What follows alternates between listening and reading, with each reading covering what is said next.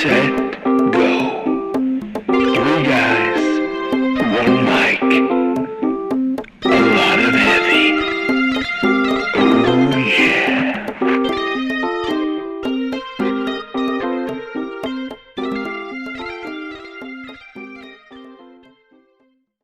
Hello everybody, I'm Jeff Crenshaw and you're listening to Heavy Set Go.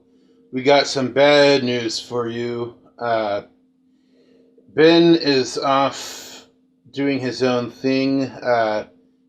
He's out conquering demons and dragons and whatnot. Alan Burrell, the poor guy, found himself lost in the forest and he's trying to find a grown-up to help him find his way back home. So prayers out to him. So it's just me of the regular crew today, but we do have guests. The first one I'll introduce, he's known as a legend. Some people call him a red menace because of his phoenix-like hair. Although phoenixes wouldn't have hair, they'd have feathers. But you know what I'm trying to get at. The guy is a redhead and an actor. He has been in lots of films, including my own, Truffle Runners. And people call him many things, but I just call him Jordan Yaroslavsky. Boom. Yeah. Jordan Yaroslavsky. And he was the first guest ever to appear on the first return guest as well. The first return guest as well. And for a while he was the most frequent guest, or the guest with the most appearances. His mantle has been stolen by Montetre, but maybe he could be getting kind of an arms race with Montetre now. I don't have a life, so. And I'm gonna have you come back out soon because we're gonna redo. You finished your ADR, but we're gonna redo some stuff, and I'm gonna add some stuff. Random shit I've thought of, and I've been rewatching the footage. Sure, great. And the other guest is a man I've never met before in my life until 10 minutes ago, maybe, when Yaroslavsky rolled him up in his automobile. He is an actor as well. He's like world famous, but it's like in Shai-Pei, so you just wouldn't know here. Shai-Pei? Shai-Pei. Wait, is that a country or is that a country?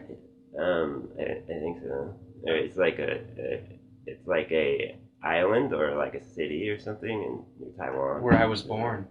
So there you go. So you know. We have the Leonardo DiCaprio of Shai-Pei, Mr. Evan Hayes. Thank you. I think it's a province in China. Province. Yeah, that's what we're looking for. It's weird. Every time I go back, they wonder what happened to my accent. What accent are they accustomed to? I lost it. I can do a few accents. What do I feel comfortable actually bringing out right now? Reckon you can. I can do Russian. It is not bad. It sounds a little rusty right now, but the more I speak it, the more it sounds more authentic. You know what I mean? Yaroslavsky is going to be pissed at you. He's of Russian heritage, and you're just indulging a stereotype. I'm pissed because he's still on my gig, which is fucking doing impressions. How about you just start having do you ever do just improv for the hell of it? You should just have all the time. I sit in the corner and talk. I talk like this because you're Sweden. No, because I'm very, very special. Dutch. I think that was Dutch. Dutch is very similar to English, but if you mix the two, so you might have a little bit of Dutch and German Deutsch. I'm really, really bad at accents. Really bad at accents. But you need to go make me some lingonberry pancakes, eh? I love lingonberries. I've never had lingonberries, I don't think. They're very good. I feel like very good. Make them we should go find out what those are, because I have never had one. I've heard they're like a sweet, but slightly better, like a Marion They're pretty berry. sour, but I like sour things. Yeah, I mean, usually when you have them as preserves, though, everything's sweetened up a bit. Yeah, I've had them on pancakes, but a straight lingonberry, you know what? It probably is really sour. I wouldn't know, but you're not even Swedish, man. What are we talking about? You're like, how do I know? He's a Ruski by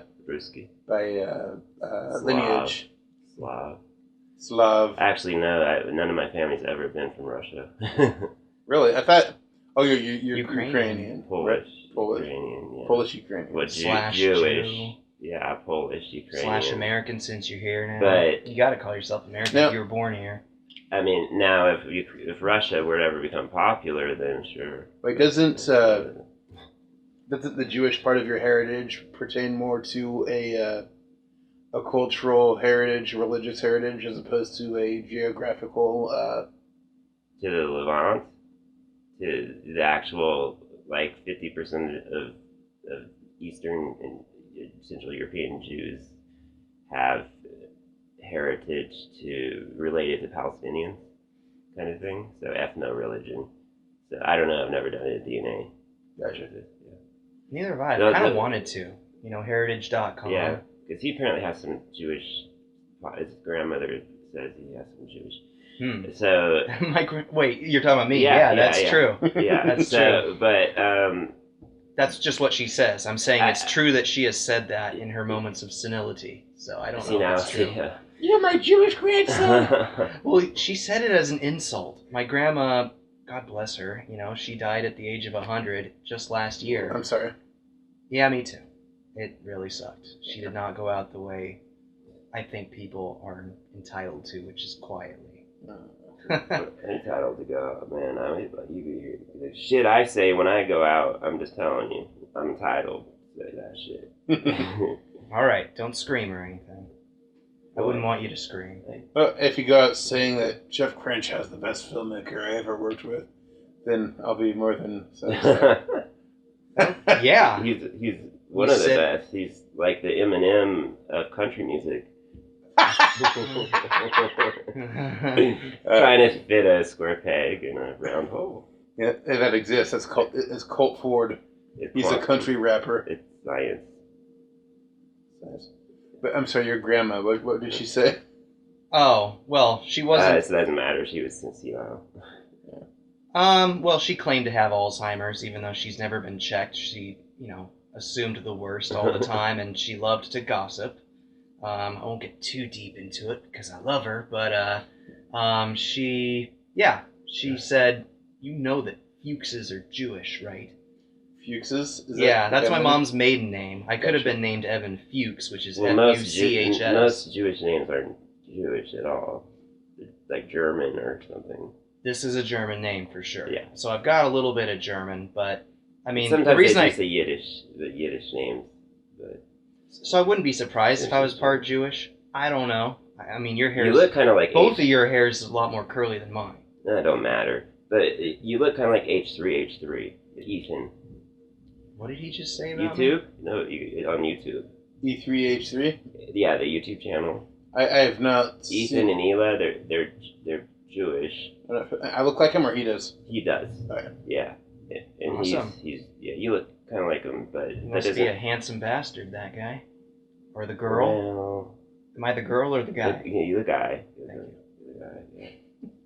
One time, my friend Ben Eastman, who's not here tonight, and I went to a plaid pantry, and the clerk was jazzed out because apparently he thought I looked exactly like Seth Rogen. He's like, "Oh my god, my girlfriend's not going to believe this." He asked me to pose for a picture with him. Wow. And actually, no, it was a Snapchat video he asked me to pose for. I was like, "Hey, can you do me a little favor? It'll make my girlfriend so happy." I'm like, "Sure." Can you do the Seth Rogen laugh? And I don't know. I've never done it before. He's like, "Well, can you try?" And I was That's good. Yeah, that's good. He has a completely... That's right. That's the laugh I hear from him all the time in movies, but he's been interviewed a couple times that I've seen, and he brings out this laugh that he never does in movies, where it's like, I don't know. He just goes through the range, just goes down as he laughs. It's really annoying. I to be fair to him about that, I'm sure he's concerned. making. I hope the people in Heaviside Go approve of my laughter, or else I might just jump off a bridge. But I think it would be really difficult to fake your your real laughter when you're acting. So there's probably acting laughter, I imagine, and then actual laughter. I'm not. You guys would know better than I have no Never heard of problem with that. You know? I know what you mean exactly, but I don't have any I problem. mean, you might be doing some stuff character-wise. You might go so deep and discover something, and it might manifest what you've discovered as something different than what you're used to laughing like. Just like your voice and I have the mannerisms. motorboat laugh when I'm myself. Yeah. So Was that Woody Woodpecker? Yeah. God, you know what's weird? Sometimes when I hear someone laugh, I steal their laugh, but not intentionally. Like, Sure, yeah. I do that with accents. It's Catchy. Yeah. like Alan Burrell does this thing when he's amused. Mm. Like I was there was an issue with some footage I was editing for Truffle Runners. I was trying to sync it up.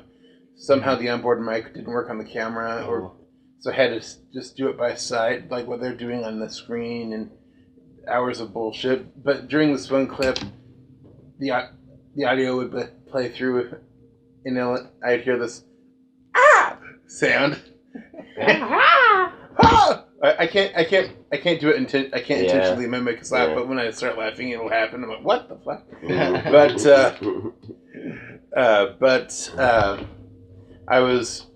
I spent hours like, what the hell is that? So like did a cat get kicked across the street or something? Sorry, Alan. And I landed up, and eventually it lined up to where Alan laughed in the shot. Like, oh, so that's what that is. Yeah. But he's crew, right? Alan's acting. Okay. Alan's the star of Truffle Runners. One of the stars. My bad. He's really funny. Okay. As long as a crew member wasn't doing that, making annoying noises for you to have to edit out later. Oh. Just ruining your footage because it was taken in camera. No. That would suck. No comment on that. But Alan. No, Alan's cool.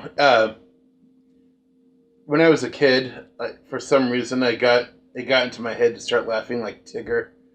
How does Tigger laugh? Okay, don't do that ever again. But for a long time, I couldn't help it. I started doing it for fun, and it's like that situation where you hear people, "Don't make that face, or it'll stick." Well, it should have. For me, it was like, "Don't laugh like that, or it's going to stick with you." And for like a good year, every time I would laugh when I was like 10 years old, like someone would say something, I thought, it was the stupidest fucking thing ever. Did you do it like in school? Yes. Oh no. That earned him a spot in the yearbook. Thank God I don't think it was credible. Well, until now, but it was the first time he did it was senior year. Oh God, senior year. The last person to catch on to the Tigger laugh phase. It's so stupid. I think he started the phase. Started I've never heard of the that movie. before. Wait, there was a fizz? Yeah, you started it. You just told us about it. Oh, what an interesting phase. Oh, my own Your fizz. I phase. thought you were talking about That's like what I a said. fad. I said in the yearbook, but I didn't say which spot. I gotcha. Yeah, you said that you miss film. Oh God. Yes, I do miss film.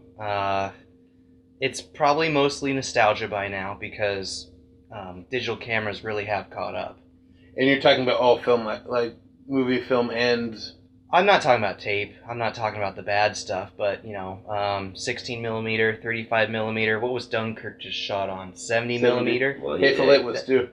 Yeah, and that's the stuff they used to use for those prestige pics, of the late 50s, early 60s. I'm sure Spartacus was shot on it, It's like for legendary films. And, I mean, I agree. Hateful Eight, it's not my favorite Tarantino movie, but man, does it look so much different than everything else. I love it. Yeah, and the lens flares are different. I'm sure he used old lenses too. Oh, yeah. Yeah. Film has something to it. It's kind of like vinyl. Not that I'm much of a music listener, but it has that as I've heard other people say, it's got that indefinable quality. The richness Texture, of sound. grain, film grain versus digital noise. It's actually really pleasing to look at. And 24 frames, like, people want to emulate the look of film with scratch filters, what have you. I've seen that done very badly. Mhm. But, Yeah. and then stuff that shot at a really high frame rate when The Hobbit came out just at 48 frames per second. Wasn't that hard to watch? I mean, I saw a couple minutes in 48 frames and I walked out because it didn't even look real to me. It looks cheap. It looks like really badly shot British TV. Yeah. Yeah, and I think British TV, don't they do... What do they shoot at? It might be a... No, I forget. They have a standard that's a little higher, and it's either shutter speed or frame rate. They might shoot at 30 frames. But I'll have to look that up again, but... Yeah, you know where I'm going with that? Like, Yeah, film's got the texture. And I just watched something. I'm convinced it was shot on film. I watched Detroit. I just saw that too. That had to have been shot on film. I loved Detroit. Me too. I don't think Jordan's seen it yet. Yeah. Oh, close it, please. But, I mean, that is a great, gritty look. And beautiful. I think it's well lit. It's just freaking... It's so real. Yeah. That was one of the most intense films I've seen in a long time. Yes. It looks pretty intense. It was. Yeah. We won't spoil the twist for you. Wasn't the gay orgy unexpected? Yes. Gay? No. Gay or No, it wasn't. No, don't worry about it, man. Oh, Don't worry about it. shit. There's no sex I at wanna all, see man. There's Yeah. no gay orgy. Mm-mm. I want to see. But he has seen Dunkirk. I haven't seen Dunkirk. Oh, It's a good one.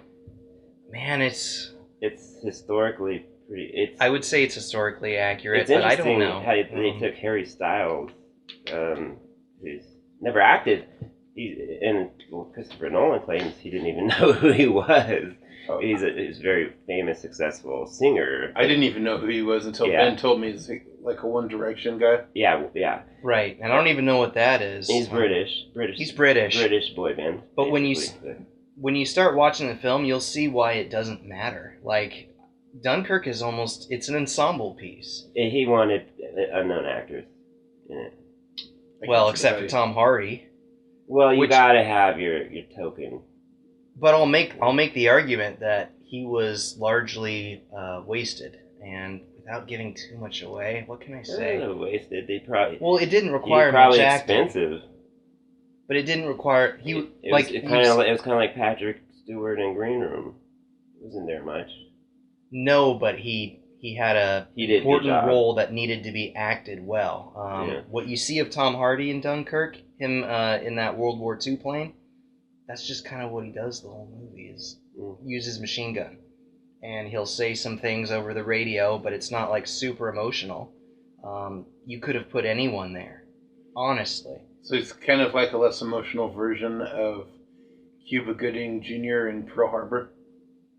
It was better. I've tried to forget that movie. Yeah. I really Well, I'm not, tried. I'm not comparing the movies. I'm comparing the it- parts. I thought Cuba was good in that movie. Well, okay, the individual part, but that's Cuba Gooding Jr. Of course. He's amazing. Yeah. He is a good actor. Now, Yeah.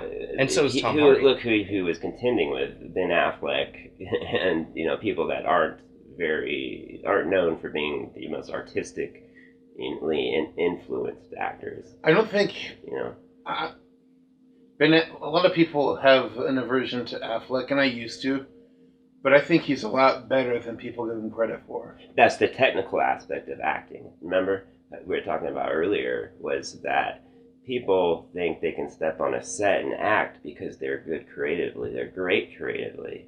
They can't, because they either need to have grown up around it or have taken classes, because there's a technical aspect to it. Mm-hmm. There's knowing where the camera is, knowing where you need to be. yeah. Well, but Yeah. I'm ready to tackle that, but I just wanted to say really quickly about Tom Hardy in this plane. Mm-hmm. I'm just saying, like, I don't want to give it away. I mean, I won't give too much away by saying he's pretty much in the plane the whole time. So it's Well, the head, it's freaking Dunkirk. and it's, If you don't know what happens at Dunkirk, then so there's some things he says on the radio, and it's important because something happens later on that I won't I will not spoil here. Something. Well, no, Yeah. I'm just not even going to touch that. But I think you could put any pilot, let's say pilot, behind there, and has a basic working knowledge of, the British military back then, would have done probably just as well. Yeah, it's a strange movie, and same with Harry Styles. It really doesn't matter because most of what he's doing is moving and running, and the camera's, it's on. It's what do you call it? Not Steadicam. I'm sorry. When you're just running with somebody, what's that called? Oh, jeez, I'm blanking. It's like it's the simplest term. It's just. I don't know. Well, whatever. So his role is defined by him running places and not much talking. There's not a lot of like huge actor moments. I'd say they mostly go to like Kenneth Branagh. His role, for him to be showing what he shows on his face, it's really important. That helps tell the story. Whereas everyone else is sort of running. Tom Hardy's flying. The guy in the boat, played by Mark Rylance, who I love, he's in the movie, and I think he does a good job. But there's more. There's more for him to sort of bite into. My understanding is of the film. It was a criticism some people had.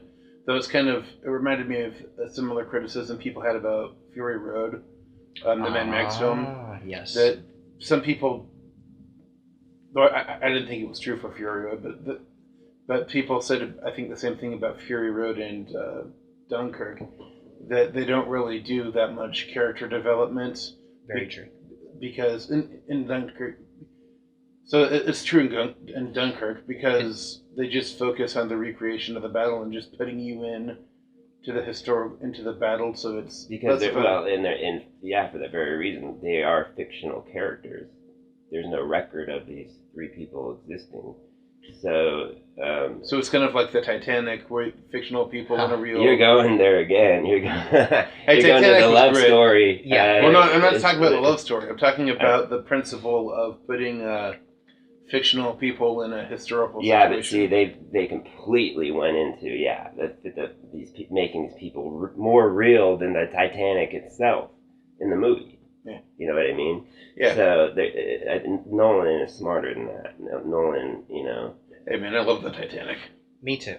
I don't know why people give that a bad rap. Because, well, you can redo the same mustard sandwich over and over again, and eventually it's... What the fuck are you talking about, Titanic was a technological marvel. No, you're correct. And he did it again in 2009. I disagree there. I did not like Avatar. But it's still a technological marvel. Yeah, but that's the only point I made, is that any movie ever. Force Awakens beat it.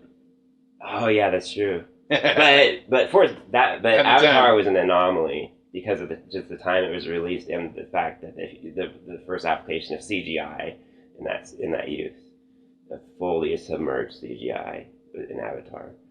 But it was more of an anomaly. Got some luck involved there, where Force Awakens was expected to, do well. It wasn't going to make any less than $1 billion. It's Star Wars, What did you think do you think this next one? Well, I think it'll do pretty well. It's the last one with Carrie Fisher. I wanted to do twice as well because I was disappointed by The Force Awakens. Well, oh, really? I'm really? I'm more of a Rogue One fan than a Force Awakens. Oh wow, I liked them both, but I had maybe nitpicks with Force Awakens myself. Let's get into it, man. This is a topic I've been wanting to debate for a year or two. I could never watch The Force Awakens and have a nightmare about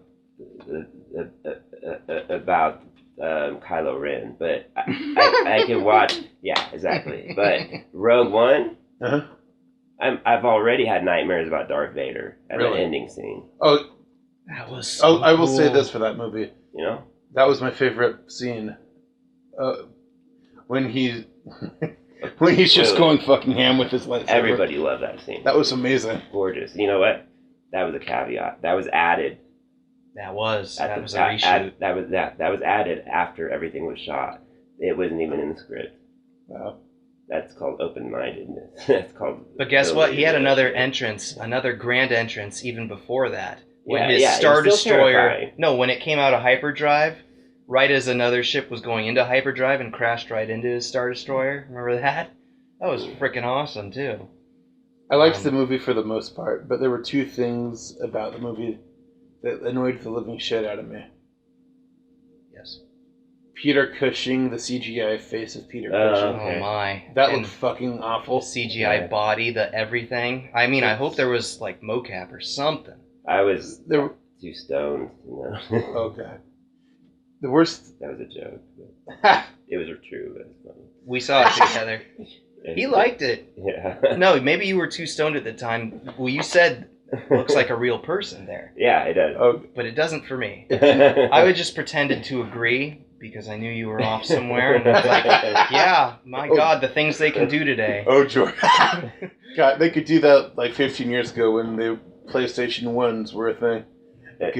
But maybe not that bad, but maybe it looks like a PS3 graphic to me. It's got like a little bit of puppetry to it. I'm also like colorblind. The to be lower fair. jaw. It makes a difference. That might. I looked at Peter Cushing. I thought he looked older in Rogue One than I'd ever seen him, and then I went back. Nope, and he watched. looked that old. Yeah. Well, But still, the movements were strange to do facial expressions. But it's still Try that. really cool technology. It's admirable. They had to. I mean, I think they had to do it if they're going to tell that story. I don't think they did because there was another actor in the movie, a real actor, Oh, Ben Mendelsohn. that looked almost exactly like Peter Cushing, and I'm Hmm. like not exactly, but close. And I'm watching this guy like, wait, why isn't this guy playing the Cushing part? Mm-hmm. Like, I forget that actor, but you Part know of what I'm that. talking about. Yeah. Is it Mendelsohn, the other guy, the other sort of evil guy? You see him in the beginning of the movie go I down think to the so. planet to try and recruit her Krennic? father, Jen Erso's father. I haven't seen it in like over a year, so I'm kind of blanking on the Neither name. have I, So- but was it Krennic? Krennic. Yeah, that sounds familiar. Mendelsohn. Yeah, his name was Krennic in the movie. Yes. Well, whoever it That's the was, there was a guy that looked almost exactly like Cushing. They should have cast him And as then the Cushing Cushing. took his credit for building the Death Star, which he took credit from Galud. Mm-hmm. Right? Yeah. I think the Cushing lookalike should have played the Cushing character, and someone else should have played the other character that the Cushing lookalike played. This essentially is like, it kind of had two conversations, but this essentially, it was like corporate warfare side of the empire we saw going on. This is shit I've seen in the HR department. You know what I mean? Mm-hmm. Like kicking this guy out and taking his work. And, it was kind of corporate warfare. So I don't know what it was, but there's something more adultish about it. It felt more war-like. I think there's a lot to enjoy in Rogue One. Yeah. There's a lot not to enjoy when you sort of watch it and rewatch it and sort of try and analyze it through a character development standpoint. Yeah. And I've heard that Jyn Erso is not a compelling character, and I watched a YouTube video as to why, and they compared her directly Yeah, to... she's fine, man. True. And they compared her directly with Rey in Force Awakens. And Two They're- women. to give one example, they're yes. nothing like. Right, and to give one example as to why, video made this, pretty clear, and makes me respect Force Awakens a little bit more. Just take, for example, the scene where Jyn Erso is sitting down by a table, and they're reading her, like, all the crimes that she committed, right? Mm-hmm. And it's just a list. It really is. You are not being shown any of this. She is being told that she is a rebel, basically, by rebels. Did that even make the cut to the movie? Because remember, so much didn't make the cut out of the trailer. Yes. That was weird. I mean, I understand here and there a scene not making the final cut that they show in the trailer, but it was like half of the trailer. I think that may have been an intentional fake out in the trailer. Maybe. So it was weird. But in response to that, she goes, "I'm a rebel. I rebel." Yeah. But I want to be shown. Show, not tell, right? That's the rule of thumb. And we see... Jyn Erso? Yes. Well, we see her rebel like for the rest of the movie.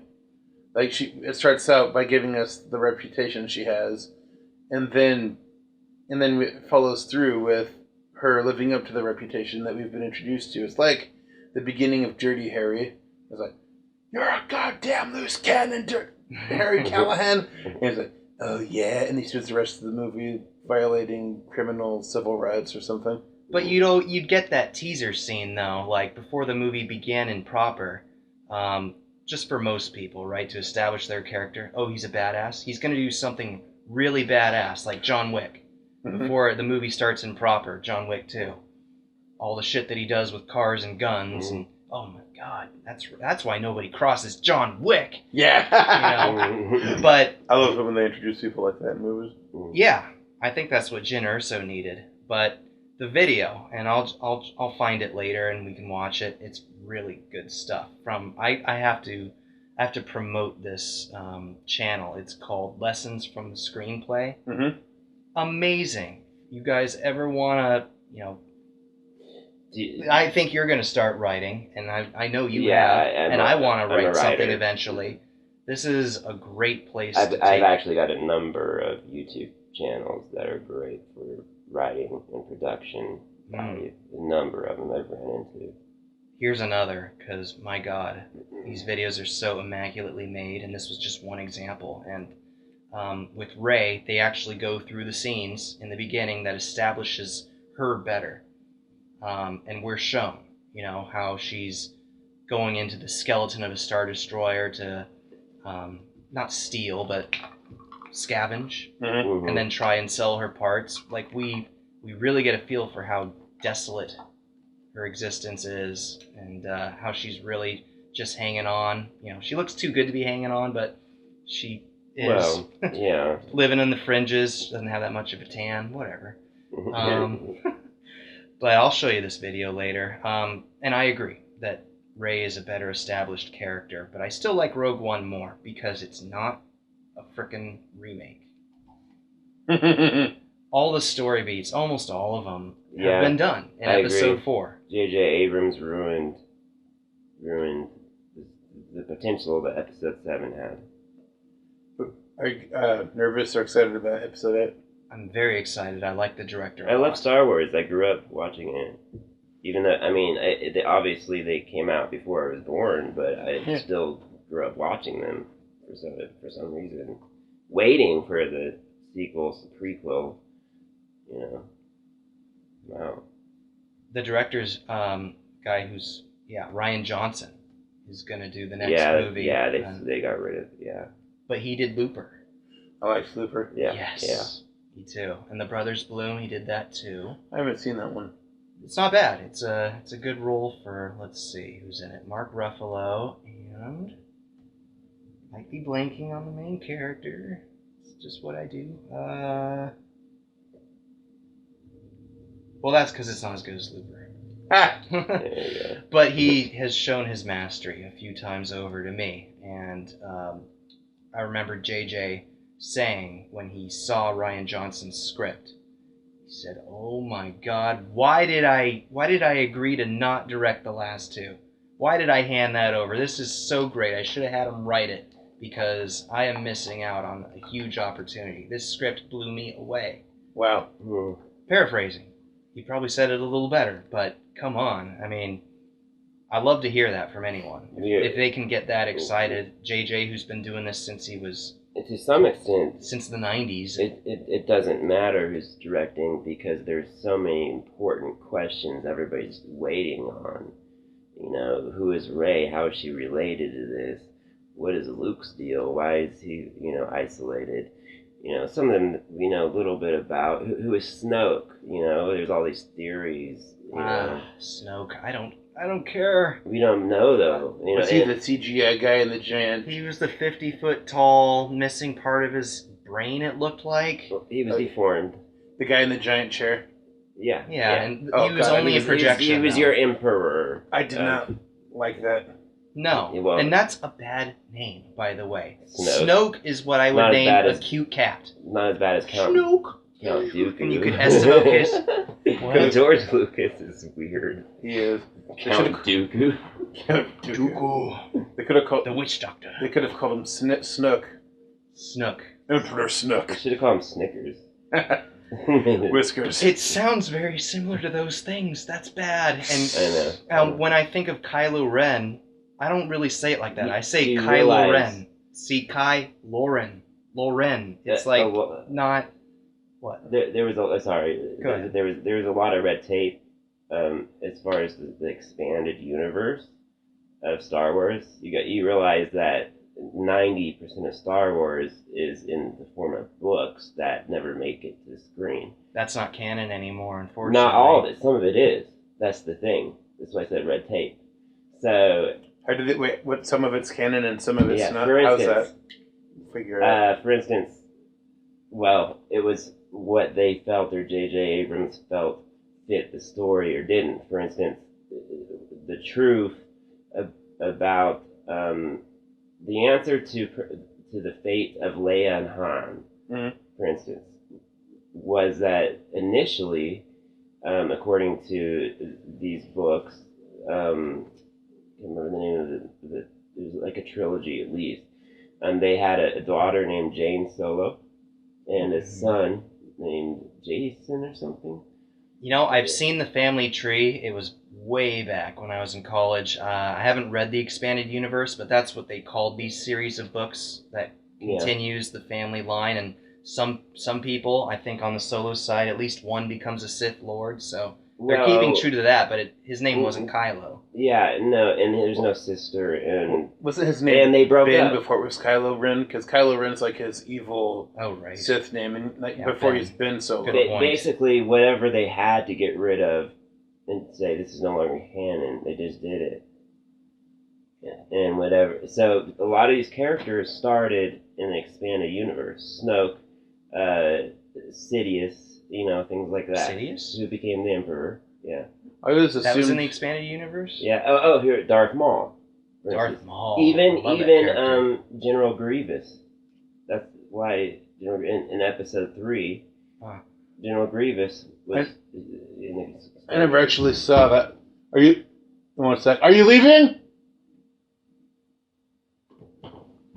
I guess she is. Sorry. Do we have to back up? No. No, I don't think so. Hang on, I'll be right back. Sorry. Yeah, you what? Oh, it's fine. Are you leaving? Yes, Where you going? get Samantha. Oh, okay. Leslie's back then. Do you want to switch with them, or What? do you want them to back out, or? Well, it's not necessary right this minute. All right, cool.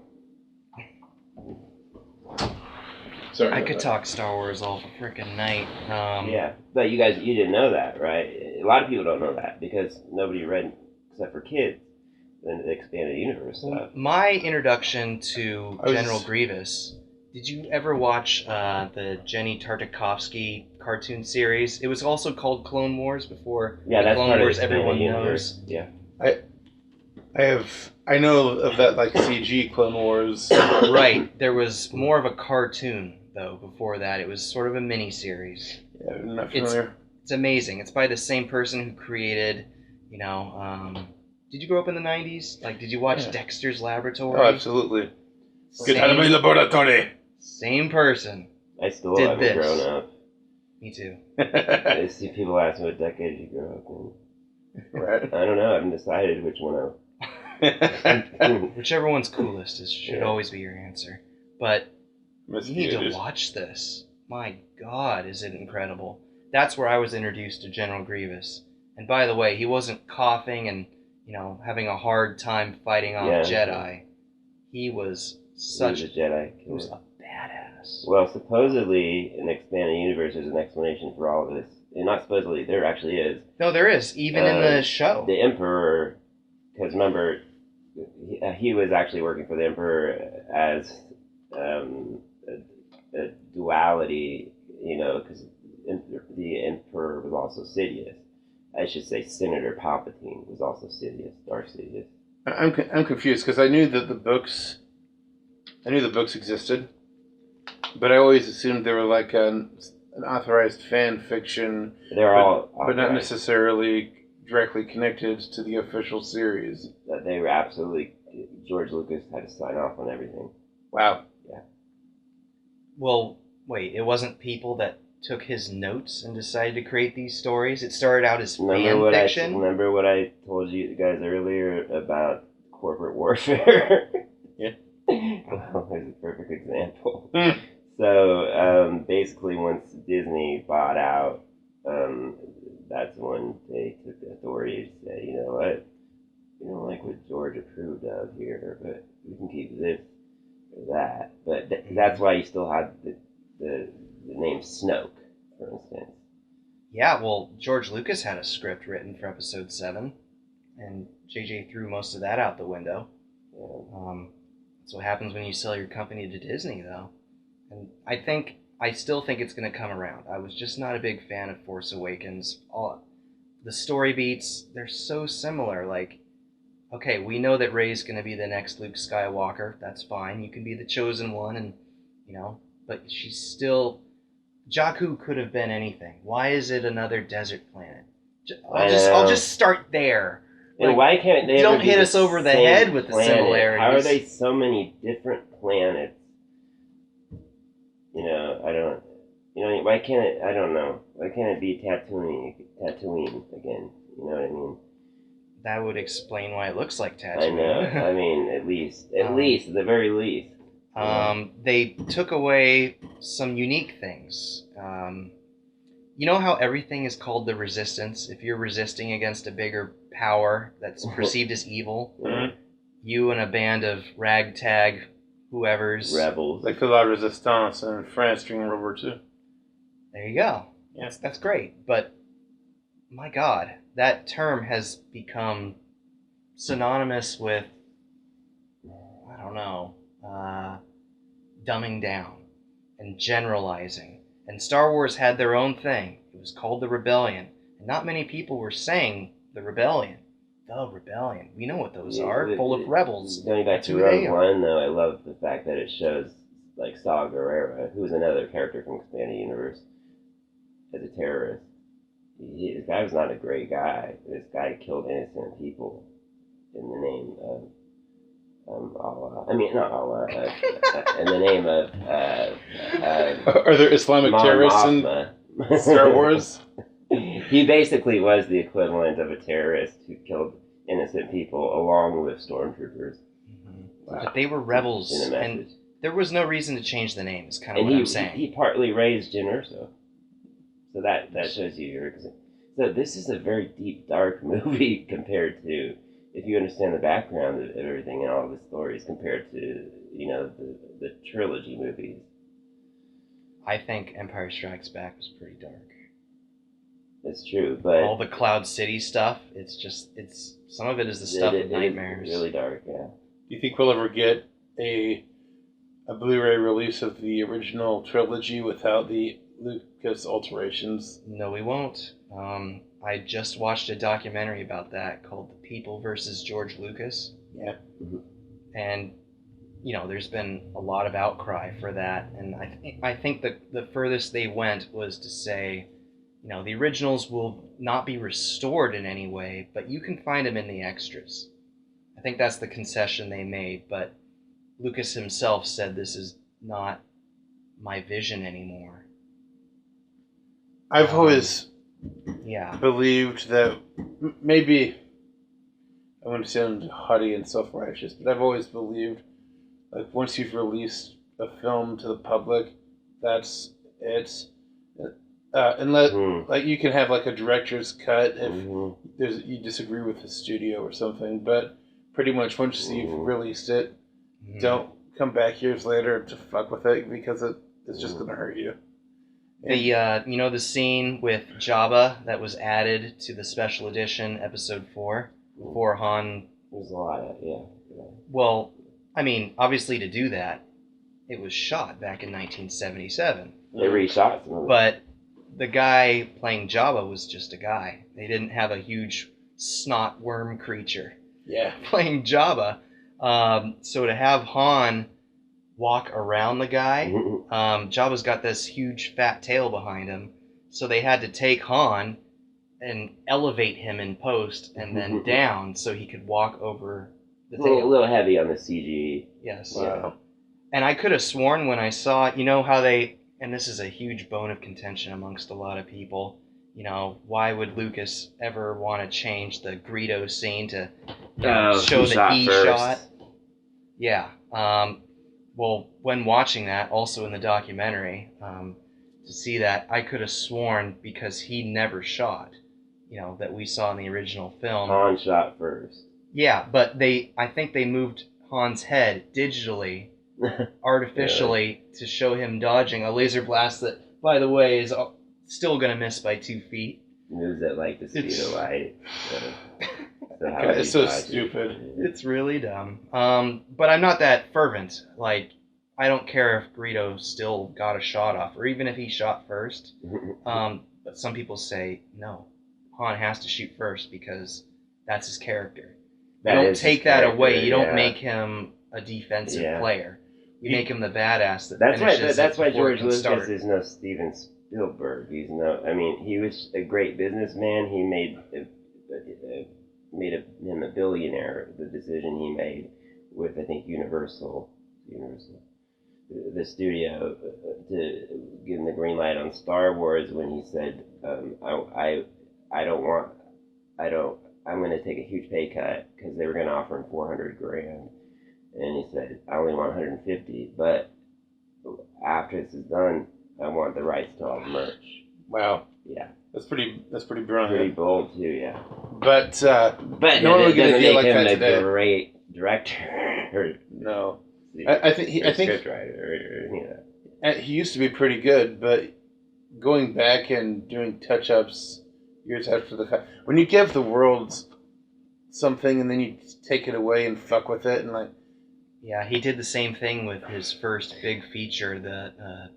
No, maybe American Graffiti was first. I thought maybe THX 1138 was that his first. I don't know. Maybe. I just wanted to be right. But anyway, he added a whole bunch of effects to that. And that was the first time I saw it. It was actually just a couple of years ago. And yeah, I know that there was a futuristic world outside that he had to add all this CGI to. And the movie's so un-CGI. The only thing that was successful with George Lucas is anything that had Harrison Ford, because he's so pragmatic. Mm-hmm. This is a real guy. Harrison Ford wasn't even planning on being an actor. You know what I mean?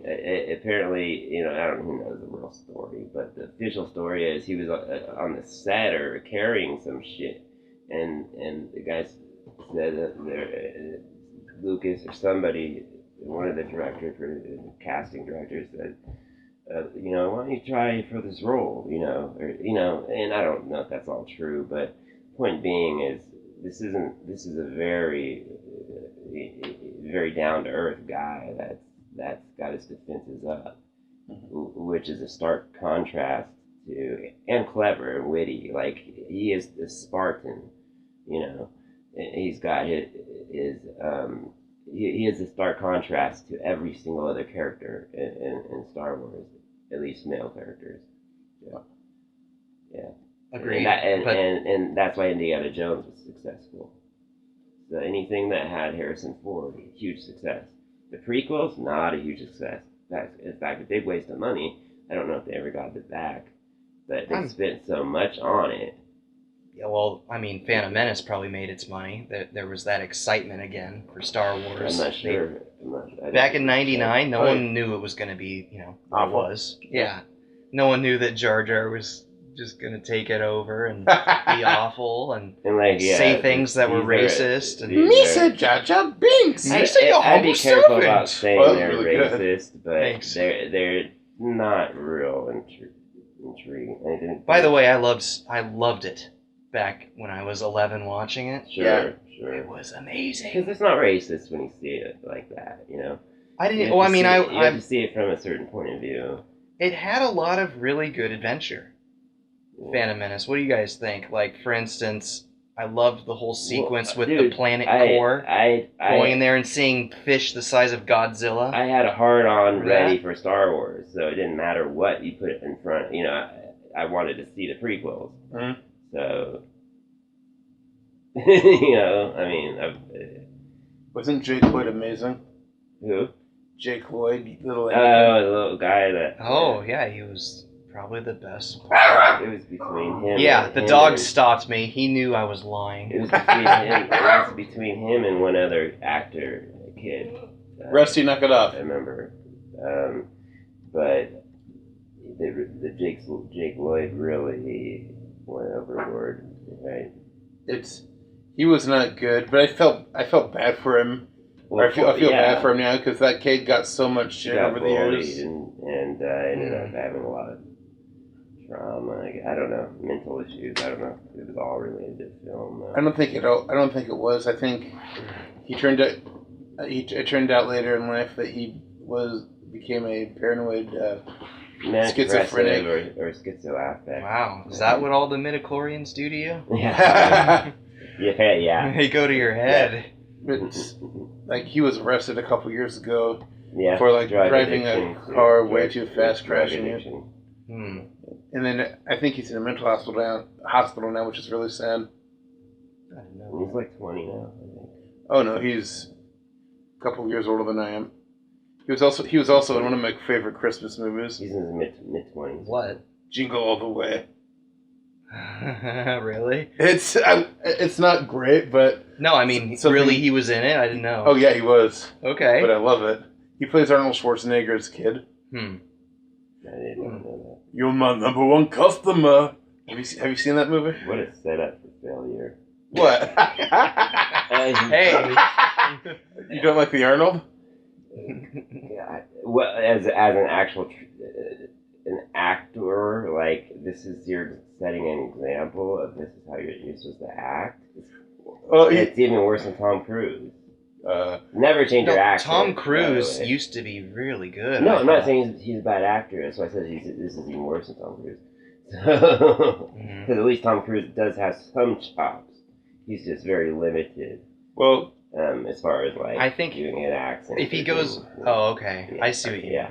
I don't think anyone would ever argue that Schwarzenegger is like a thespian or someone who's going to win an Oscar, but god damn it, he's fun. He has charisma. to Yeah, spare. you could he call him was- The Rock before The Rock. I would. Oh god, he's better than The Rock, I think. Yes, I will agree with that. As an actor. Yeah. I don't know. As a screen presence that I would Yeah. actually pay to see. Actually, he said it better than I did.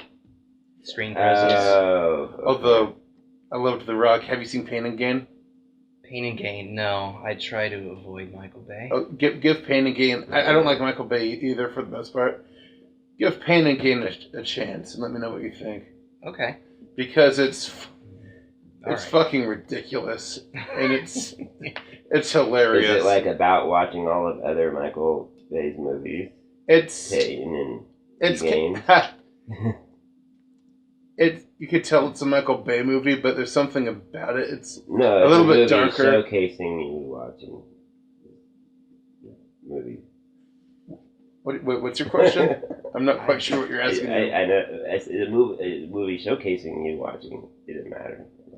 I think what he's saying, I hope this is what you're saying, a movie about you watching Pain and Gain might be more entertaining. Is that what you're trying I'm to say? saying that Pain and Gain sounds like I'm going to watch it. you though. just watched a lot of Michael Bay's movies and paid a lot of money. He gained it. Boom. Oh, okay. that was I got a little pun. Bada bing. I got you now. That was good. I like some of his things, though. I don't think The Island is irredeemable. I like The Island, and Never I saw really that one. like The Rock. You know, the Nicolas Cage movie from 96 or 97. The Alcatraz one with Sean Connery. Yeah. I've never seen that one either. It's a good debut. It also Even had Roland Cage, Emmerich had a Nicolas good Cage. debut, and then Independence Day Resurgence came along and Were you ruined a everything. fan? Independence Day, the first one, is like my favorite movie. I didn't see Resurgence, but I did like the first one. But I was a kid, so I mean, It's still good. It has a great build up. I don't think people give the movie its due because they always point to, how would a computer virus work on an alien computer? But That voice is perfect. there's more. Try the beginning. I think the movie has a lot of ground to cover. It's so many characters. There's so much going on. I love the build-up all the way down to, the checkmate. You know what I'm talking about? Yeah. It's been a while since I've seen it. That's what who's the character? Jeff Goldblum. Yeah, we'll just call him Jeff Goldblum because we can't remember his actual character name. Oh, the character. Checkmate, the countdown when he discovers that there's David. Yes, he discovers a code in the satellites, and it looks like a countdown, but a countdown to what, we don't know. But he says checkmate right after it goes to 0. He's in the plane, Air Force One, about to take off, and then these city destroyer lasers come down, and exactly. Oh, I love it. The build up to that is incredible for me. I think that's very realistic about how the world would react to ships that huge just hovering over cities. That's what I don't like about it now as an adult. Is because I'm pretty sure that Independence Day was gearing us up towards not accepting our extraterrestrial friends. Yes, it does speak bad on them, doesn't it? Yeah. Every single extraterrestrial movie that's ever come out, well, not everyone, but makes almost us fear them and have a war with them. Except for Starman, that was a pretty good. E.T. I love Starman. Me too. What about Arrival? Came out last year. I like that pretty well. Did it come out last year? Yeah, but the movies that portray them nice are really boring. No, Starman? Are you fucking kidding me? Well, I'm just saying, the ones where the aliens try to blow us up are awesome. God damn it, Jordan. Don't watch Resurgence if you want to hold on to that. I think that it's a good thing and that it makes for a compelling movie because the sequel... You've seen the sequel? Resurgence? Yes. No, I've never seen Resurgence. Oh, if I have to watch Pain and Gain, I mean, I'm going to watch it because you said it was bad in a good way, right? Not even. I think it's fun. I think it's... You said it's ridiculous. Watching. That was your word. No, it's ridiculous. It is ridiculous. That can be a good thing. Yeah. Okay. Resurgence is ridiculous in all the worst ways.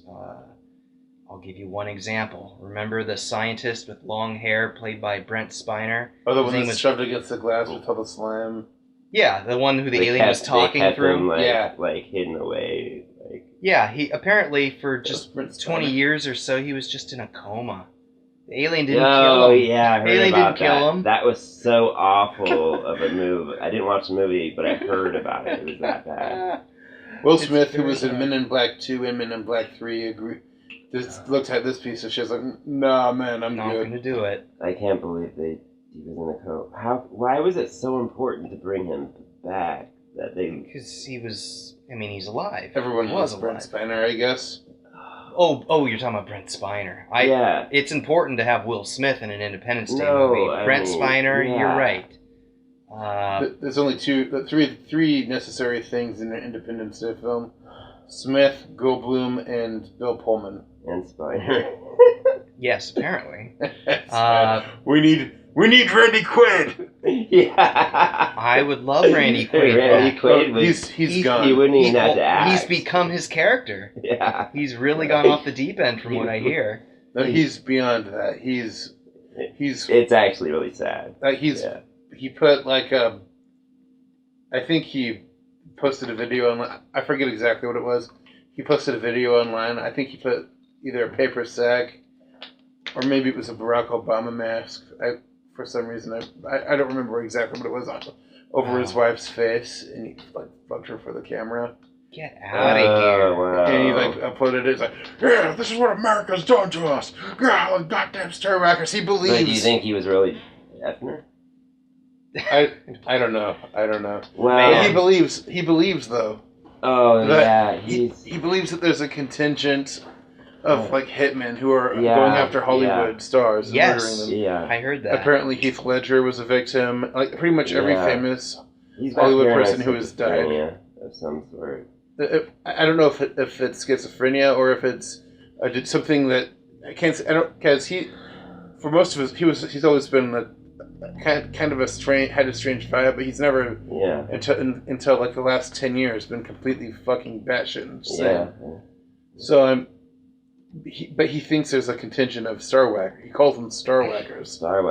That have been going around murdering. Yeah. And pretty much most anybody famous who died early. It has been a victim. Yeah. And he ran to Canada because he said the Starwhackers were only stayed in the United States, and they were coming after him next. So he went to Canada and started squatting in his own home, or that he lost. his evasion from the Starwhackers coincided with him being chased by authorities for something. Like, what was his trouble with the law here? He has actual legal issues because he broke into a home because he used to own it, and to live there, he's homeless, I guess. I don't know. That would have been a perfect story if this guy had lived, right? His character in Independence Day.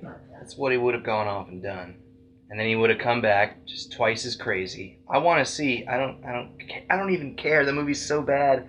If it was just filming Randy Quaid on set, just come. Oh yeah, that would have been incredible. Let's Randy get that Quaid on film. back. It's almost as preposterous. He was blown to smithereens, and we know Dr. Oaken died also. So they're both dead. Well, there's a couple. I don't know. There's a couple of things. One, I don't know if you've directed a film or anything like that before, but would you want to? I'm sure you've been on sets of films, or yeah. Would you want to be responsible for directing Randy Quaid as he is now? Would you want to deal with that? I'd have to sit down with him. It's impossible to answer now. You guys have said a lot about him, but I'd still have. I mean, your video. If that's out there, if you're not just lying to us, no, then I won't even meet with him. With that sex tape, that's just ridiculous. Cousin Eddie era Randy Quaid. Yeah, he was absolutely last showed in Vegas Vacation. That was his last Eddie National Lampoons. That was his last one? Well, yeah. Last National Lampoons. I got you. It's the last vacation movie for sure, and I love it. That's the first one I saw. And never forget your first. He's great in it. There was a sequel. There was a sequel to Christmas Vacation. It was I heard about that. Wait for that. Christmas Vacation 2, Eddie's Adventure. Without Chevy? Yeah. I think so. I think it's all Eddie. Cousin Eddie would not work as a lead character. You need Chevy, Clark Griswold. Well, he's not normal either. He's normal enough to be believable, and Eddie isn't. But you need Clark and the other Griswolds to ground the story, so it's not just too fucking off the rails. That's why. I mean, you said it. Ground the story. I've been wondering why so many main characters, especially in some of the books I've read, they're like backboards. Harry Potter's a great example. He's actually not interesting at all in the books, but you see the world through his eyes, and you don't want that person to be really interesting, off the wall, crazy. That's for a side character. So it's basically an audience surrogate, you're saying? Yeah. Agreed. So I think your main character, a lot of times, to be a backboard, which I used to hate, I see the purpose of it.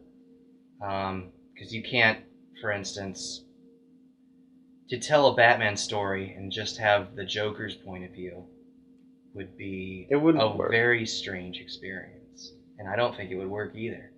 You know what another movie that kind of has that set up with the characters? The Big Lebowski. The dude is kind of zen and easy, but all in all, he's the most normal of the characters. Mm-hmm. You got the dude. And the friends, maybe. Any of the characters. Take John Goodman's character. Walter Sobchak. Oh, I love that guy. Show more fucking Shabbos. The Jesus, who is I didn't care for that character. It wasn't. By the way, he's going to do a spinoff with that character. I heard. Thank God I heard that rumor too, but I've heard that it wasn't true. Oh, okay. I thought they were done with. Well, it wouldn't be a Coen thing. I think Turturro asked them. Well, the Coens are doing Scarface. Really? Yeah. It's the second remake of it. Yeah, because one was in the 50s, right? The original was Italian immigrant. Then, of course, Cuban. Stone So one was the third. What? Oliver Stone. Oh, and Oliver Stone. Oliver Stone wrote it. And Coppola was the No. Brian De Palma was the director. De Palma, Brian De Palma. With the Cuban immigrant. The original was, I think the original was, it was in the 30s. Yeah, it was a long time ago. It was Howard, I think it was directed by Howard Hawks. And Howard Hughes, the airplane Howard Hughes, was the producer of it. And then, oh, how do you like that? Then Stone and De Palma made this one. And then now the Coen brothers are making... Yeah, with Luna. Diego Luna? Yeah, is the only known casting so far. He's going to play the main. That would work, I think. Let's see. Yeah. It's If he's going to be Cuban place again. in L.A., not Cuban. He's Not a Cuban immigrant? No, remember, these are remakes, but they're not, in a sense they're not. They just follow the formula of an immigrant who becomes a crime lord who dies at the end. The first one was based directly on... Actually, they don't necessarily have to die. Maybe one die. I read in... That'd be a good... I think you'd have to do that if you were to remake Scarface. Sorry to cut you off. Oh. If you're going to do it differently and have people react positively, one I can see guaranteed the way to Coen do brothers it... trying to do it differently like that. A guaranteed way, though, and because we're so sequel happy, is to see that character live. But they don't really do sequels. That's the thing. No. Everything. I read interesting tidbit about the original 30s Scarface. That when Al Capone heard that this movie was being made, an Italian guy with a scar on his face, he was kind of nervous, so he sent goons to the hotel room of one of the producers or the director or something, and they're like, hey, this better not be about Al. And I forget exactly what was how he talked himself out of it, but somehow he convinced the goons that either it wasn't about Al or it would be it was based on him, but it wasn't him. It was a fictionalization, and either he's like, oh, that's good enough for us because they understand nuance so well. You brought up a really interesting point about the mafia in film, and Howard Hughes versus the mafia, for that matter. But this is back when the mafia was pretty weak compared to their strongest.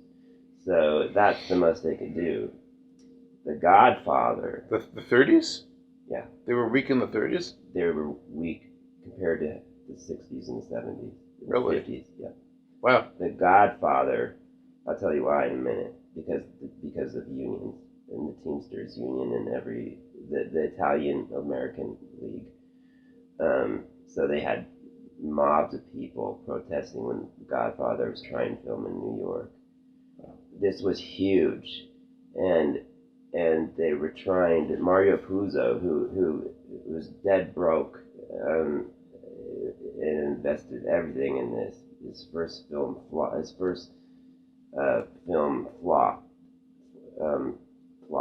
and he was facing the Italian American League, which was a bunch of non-mob affiliated people controlled by mob affiliated people. It was controlled by the mob. It put out a lie that the mafia doesn't exist, never did, but that these Italian Americans are being discriminated against. And I happen to know because my grandfather changed his name from Liberatore to Liberator on the step family side. Oh, wow. Yeah, because he didn't want to be Italian, known as Italian. So this was a big issue for a lot of Italians. They thought that the mafia films were stereotyping them into being fearsome. Yeah, the end result was that if you watch the entire Godfather series, you never hear them say mafia or mob the entire time. Wow. La Cosa Nostra. So they protest those movies, but they don't protest Roberto Benigni. Well, this is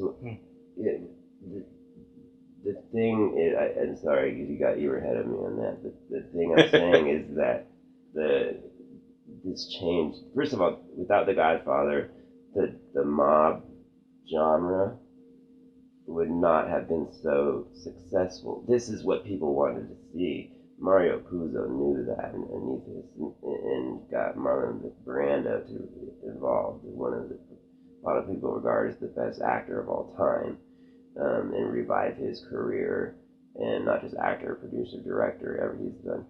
But and also a complete prick, from what I've heard. Usually the best ones are, unfortunately. But just saying, The Godfather. Without The Godfather, you would not have Casino. You would not have the whole Scorsese, De Niro, Joe Pesci outfit. Well, I think Scorsese still would have done a lot of movies like that, because right around the time Godfather was released, he did Mean Streets. So I think he was already going to lead in that direction. I've never seen that one. I'll check it out. I have to rewatch it to even tell you what it's about, but the genre would not have become so popular because it was controlled by the mafia. The movie itself, the production, they had no choice but to meet with the heads of the mafia, not some goons.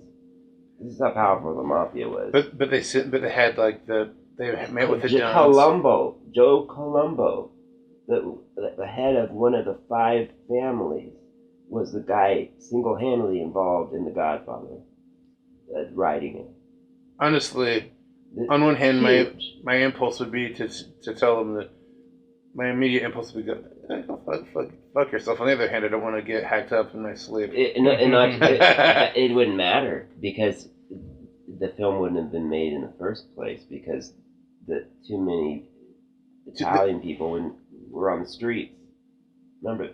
Because the mob was controlling Italian opinion through through propaganda. Propagation. Yeah.